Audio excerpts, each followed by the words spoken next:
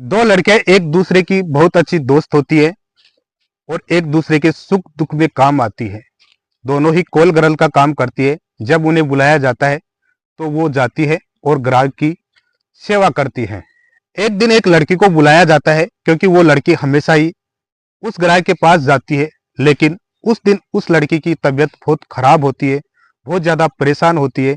इसलिए वो अपनी सहेली से कहती है कि आज मैं अपने ग्राहक के पास नहीं जा सकती, मेरी जगह आज तुम्हें जाना पड़ेगा। तुम वहाँ जाना, अच्छे से सेवा करना और किसी प्रकार की कोई शिकायत नहीं मिलनी चाहिए। वो उनकी सहेली होती है, इसलिए बात को गंभीरता से लेती है और उसकी जगह चली जाती है। ग्राहक की अच्छे से सेवा करती है और उसके बदले उन्हें अच्छी खासी रकम भी मिलती है। उसको इस बात का बिल्कुल भी अंदाजा नहीं था कि वो जिस काम के लिए आई है उस काम के बदले उन्हें ज्यादा रकम मिल रही है। फिर वो ग्राहक की सेवा ऐसी करती है कि अपनी ही सहेली का पता साफ कर देती है। जब इस बात की भनक उसकी सहेली को पड़ती है तब दोनों में कहासुनी हो जाती है और कहासुनी इतनी ज्यादा बढ़ जाती है कि दोनों के बीच झगड़ा हो जाता है। जो एक दूसरे के सुख दुख में काम आती थी, एक दूसरे का साथ देती थी, वो एक दूसरे के जानी दुश्मन बन। और यही से एक नई कहानी का जन्म होता है। ये कहानी जहां जहां जिस जिस इलाके में सुनी गई, लोगों को यकीन नहीं हो रहा था कि ऐसा भी हो सकता है। वाकई आज की कहानी बड़ी ही दिलचस्प है, अजीबो गरीब है। कहानी को पूरा सुनना और अच्छी लगे तो चैनल को लाइक और सब्सक्राइब भी कर। राम राम, नमस्कार दोस्तों, मैं हूं MS कुमावत। आज आपको जो कहानी सुनाने जा रहा हूं, यह सच्ची घटना उत्तराखंड के उधमपुर की कहानी है, जिसको सुनने के बाद शायद आप भी अपना सर पकड़कर जमीन पर बैठ जाओ। जिसको सुनने के बाद पुलिस वाले भी अपना सर पकड़कर जमीन पर बैठ गए। एक व्यक्ति एक महिला को व्हाट्सएप पर कॉल करता है और कॉल करने के बाद कहता है, मैडम आज मस्ती करने का जी है, मैं चाहता हूं कि आप मेरे पास एक लड़की भेजो। जब लड़का कॉल गर्ल की डिमांड करता है तब महिला सोचती है कि जो ये कॉल कर रहा है वास्तव में ये सही है या नहीं, इसकी तस्दीक करती है। तस्दीक करने के बाद महिला कहती है कि लड़की तो भेज देंगे लेकिन कुछ एडवांस देना होगा।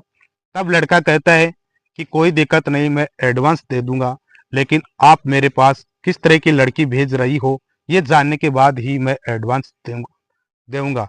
तब महिला कहती है, मैं आपके पास कुछ फोटोग्राफ्स भेजती हूँ। तो महिला उनके पास 10-15 फोटोग्राफ्स भेजती है, जिनमें से लड़की को सिलेक्ट करना होता है।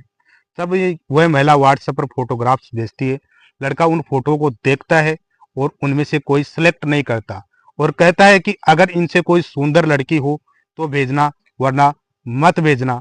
तब महिला कहती है कि ज्यादा सुंदर के लिए ज्यादा चार्ज देना होगा।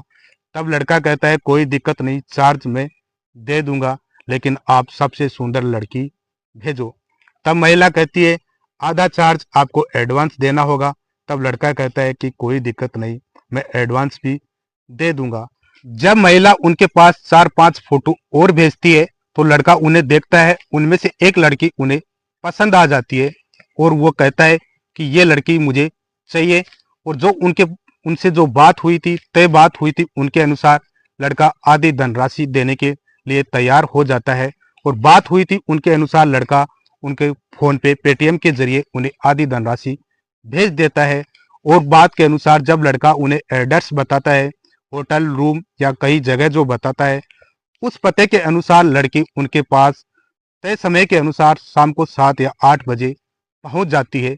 जैसे ही लड़की वहां पर पहुंचती है, रूम का गेट खोलती है और खोलने के बाद वो देखती है, लाइट ऑन करती है। लाइट ऑन करने के बाद वो देखती है कि बेड पर एक लड़का सो रहा था।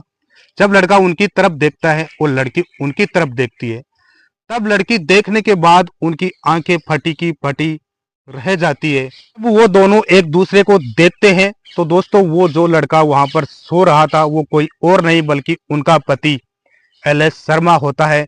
और जो लड़की होती है वो कोई और नहीं बल्कि उनकी पत्नी D शर्मा होती है। तब लड़का कहता है, तुम यहाँ कैसे? और लड़की कहती है, तुम यहाँ कैसे? और दोनों आपस में विवाद करने लगते हैं। और लड़की इतनी हावी हो जाती है, इतनी गुस्से में हो जाती है और लड़के को पीटने पर उतारू हो जाती है। जैसे ही लड़की लड़के को पीटने लगती है, लेकिन लड़का पत्नी पर भारी पड़ जाता है और उनको पीट देता है। जब लड़का उनको पीटता है तो लड़की की चीखें निकलने लगती है, पत्नी की चीखें निकलती है और वो चिल्लाती है, जोर जोर से शोर करती है। तब और साइड में दूसरे रूम में होटल में जो क्लाइंट होते हैं, ग्राहक होते हैं, उनको चिल्लाने की आवाज सुनती है। सब होटल के कर्मचारी और कुछ ग्राहक होते हैं, वो सब दौड़कर वहां पहुंचते हैं। तब उन्हें किसी को पता नहीं होता कि जो दोनों लड़ रहे हैं वो आपस में पति पत्नी है। वो सब यही सोचते हैं कि लड़के ने कॉल गर्ल बुलाई थी और दोनों में किसी बात को लेकर विवाद हो गया और लड़ने लग गए। तब वो बात को सुलझाने की कोशिश करते हैं, लेकिन वो सुलझ नहीं पाते। तब उन्हें कर्मचारी होटल से बाहर करने की कोशिश करते हैं और वो आपस में ज्यादा लड़ने लगते हैं। लेकिन जब बात घर की आ जाती है, घर के मुद्दे छिड़ने लगते हैं। वो लड़की कहती है, तुम बहुत धोखेबाज हो, तुम्हारी पहले से ही दोस्ती है। और लड़का कहता है कि तुमने मेरे घर वालों को धोखा दिया है, तुम पहले से ही धोखेबाज है। तब कर्मचारी और होटल में जितने लोग होते हैं वो समझ जाते हैं कि बात घर की है, जो घर से होटल तक आ गई। लोग उन्हें समझाने की कोशिश करते हैं, जरा बुझाकर उन्हें समझाते हैं और होटल से बाहर कर देते हैं। लेकिन ये लोग यही नहीं रुकते, रोड पर जाकर लड़ने लगते हैं, एक दूसरे को गाली गलौज करते हैं, एक दूसरे की गलतियां निकालते हैं, कमियां निकालते हैं। तब लोगों का जमावड़ा लग जाता है और उन्हीं लोगों में से कोई पुलिस को फोन कर देता है। तब पुलिस आती है और दोनों को शांत करती है और उन्हें गिरफ्तार करती है और थाने ले जाती है।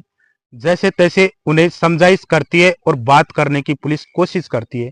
जैसे पुलिस उनसे बात करती है तो लड़का कहता है, ये मेरी पत्नी है, आज मैंने इनको रंगे हाथों पकड़ लिया, मैंने बनाए हुए प्लान के अनुसार आज इन्हें रंगे हाथ पकड़ लिया। ये सेक्स रैकेट्स का काम करती है, ये उनकी मेंबर है।